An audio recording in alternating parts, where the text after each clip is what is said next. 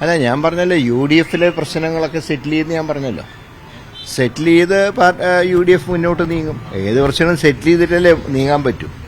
അപ്പോൾ പ്രശ്നം സെറ്റിൽ ചെയ്ത് മുന്നോട്ട് പോകുന്ന തന്നെയാണ് ഞാൻ പറഞ്ഞത്. ഏതാ കൂടുതൽ റെപ്രസന്റേഷൻ വേണമെന്ന് അവർ ഉന്നയിക്കുന്ന ഒരു ആവശ്യം.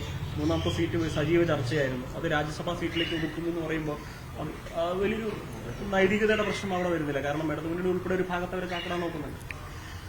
ആര് ചാക്കിടാൻ? ലീഗിനെ. അതൊന്നും നടക്കില്ല, നേരത്തെ തന്നെ പറഞ്ഞല്ലോ. ഏതായാലും EP ജയരാജൻ വളരെ ലീഗിന് വേണ്ടി കാര്യമായിട്ട് അദ്ദേഹം കണ്ണീരൊഴുക്കുന്നുണ്ട്. അപ്പോൾ അദ്ദേഹം ആദ്യം ചെയ്യേണ്ടത് RJDയുടെ ആ കണ്ണീരൊന്ന് തുടക്കുക ആദ്യം. അതിനുശേഷം പോരെ ഞങ്ങളെ ഉപദേശിക്കാൻ. ആ പാവങ്ങൾ ഇവിടുന്ന് പോയിട്ട് അവർക്ക് ഉണ്ടായിരുന്ന ശ്രേയംസ് കുമാറിൻ്റെ രാജ്യസഭയും കൊടുത്തില്ല. ആ അസംബ്ലിയിൽ 3 സീറ്റ് കൊടുത്തു. ഒരാൾ ജയിച്ചു വന്ന ആളെ മന്ത്രിയാക്കിയില്ല. അങ്ങനെയൊക്കെ ഒരു ഘടകകക്ഷിയെ പീഡിപ്പിച്ച മുന്നണിയുടെ കൺവീനറാണ്. ഞങ്ങളിൽ ആർക്കൊക്കെയാണ് ശക്തി എന്നൊക്കെ അളന്നുകൊണ്ടിരിക്കുന്നത്. അദ്ദേഹത്തിനെ ശക്തി അളക്കാൻ ഞങ്ങൾ ആരും ഏൽപ്പിച്ചിട്ടില്ല. കോൺഗ്രസ് മെറിറ്റുണ്ട് ലീഗിന് ആവർത്തിക്കുകയും എങ്ങനെ ലീഗിന് മെറിറ്റുണ്ടെന്ന് കോൺഗ്രസ് ആവർത്തിക്കുന്നുണ്ട്. 3-ാം സീറ്റിന് അർഹതയുണ്ടെന്ന്. പക്ഷെ അത് രാജ്യസഭയിലേക്ക് മാറ്റുന്നു. അപ്പൊ അതൊരു പ്രശ്നമാണ്. അത് മാറ്റും എന്ന് നിങ്ങളോട് ആര് പറഞ്ഞു? അല്ല, ഇന്നലെ സുധാകരൻ പറഞ്ഞു. എന്നാ പിന്നെ അതായിരിക്കും ശരി. അപ്പൊ പിന്നെ അവര് കാത്തിരിക്കുന്നതിൽ അർത്ഥമില്ല എന്നുള്ളത്. ആര്? മുസ്ലിം ലീഗിന് കാത്തിരിക്കേണ്ടെന്ന് തീർത്തു പറഞ്ഞൂടെ? അല്ല, അതെനിക്കറിയില്ല. കാരണം ഇന്നലത്തെ ചർച്ച എന്താണെന്ന് നിങ്ങൾ പറഞ്ഞിട്ടുള്ള അറിവേ എനിക്കുള്ളൂ. ഇന്നലെ ചർച്ച ചെയ്യും, പരിഹാരം ഉണ്ടാക്കും എന്ന് പറഞ്ഞു. ഇന്നലെ ചർച്ച ചെയ്ത് പരിഹാരം ഉണ്ടാക്കിയെന്നാണ് രണ്ട് വിഭാഗത്തിന്റെയും പ്രസ്താവനയിൽ നിന്ന് എനിക്ക് മനസ്സിലാക്കാൻ കഴിഞ്ഞത്. ഞാൻ ഇന്നലെ എന്താ സംഭവിച്ചതെന്ന് എനിക്കറിയില്ല. ഞാൻ ഇന്നലെ തിരുവനന്തപുരത്തായിരുന്നു. ആറ്റുകാൽ പൊങ്കാലയ്ക്ക് തൊഴുകാൻ പോയതാണ്. വടകരയ്ക്ക് വേണ്ടി അവർ സ്ട്രഗിൾ ചെയ്യുന്നൊന്നും വടകര വിട്ടുകൊടുക്കുന്ന അങ്ങനെ അത്തരത്തിലുള്ള വാർത്തകൾ കൂടെ വരുന്നത് എങ്ങനെയാണ്? അതൊക്കെ നിങ്ങൾ ഉണ്ടാക്കുന്ന വാർത്ത നിങ്ങൾ ഉണ്ടാക്കിയിട്ട് എന്നോട് ചോദിക്കുകയാണ് എന്താ അഭിപ്രായം എന്ന്. ഞാനിപ്പോൾ ഏതായാലും MP എന്നുള്ള എനിക്ക് വടകര ഫീൽഡിലുണ്ട്. സ്ഥാനാർത്ഥിയാവണം എന്ന് പാർട്ടി പറഞ്ഞാൽ അതിൻ്റെ എല്ലാ തയ്യാറെടുപ്പും നടത്തിയിട്ടാണ് ഇരിക്കുന്നത്. പിന്നെ മുന്നണി ബന്ധം ശക്തിപ്പെടുത്താൻ ഒരിക്കലും വടകര ഒരു തടസ്സമല്ല. ഈ വടകരയുടെ കാര്യം പറഞ്ഞപ്പോഴാണ് വടകരയിലെ CPM സ്ഥാനാർത്ഥി KK ശൈലജ ആകാൻ വേണ്ടി പോവുകയാണ്. അത് BJP RSS CPM ധാരണപ്പുറത്താണെന്നാണ് DCC president പറയുന്നത്.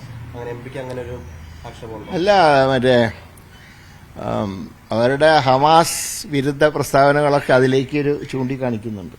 കാരണം മാർക്സിസ്റ്റ് പാർട്ടി തള്ളിക്കളഞ്ഞ ഒരു കാര്യം അവരിപ്പോഴും അതിൽ ഉറച്ചു നിൽക്കുമ്പോൾ അതിലൊരു അന്തർധാര കാണുന്നുണ്ട്.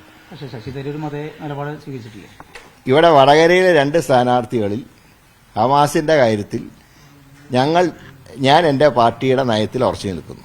അതൊരു ഭീകരാക്രമണമായിട്ട് പാർട്ടി കരുതുന്നില്ല. കാരണം വർഷങ്ങളായി അടിച്ചമർത്തപ്പെട്ടൊരു ജനതയുടെ വികാരമായിട്ടാണ് ഒക്ടോബർ 15 സംഭവത്തിനെ എൻ്റെ പാർട്ടി കാണുന്നത്, ഞാൻ കാണുന്നത്.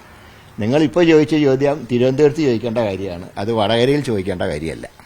ഈ വടകര ആവശ്യപ്പെട്ടാലും വിട്ടുകൊടുക്കില്ല അവിടെ എന്നാര് പറഞ്ഞു? അങ്ങനെ നിലപാടുണ്ട്.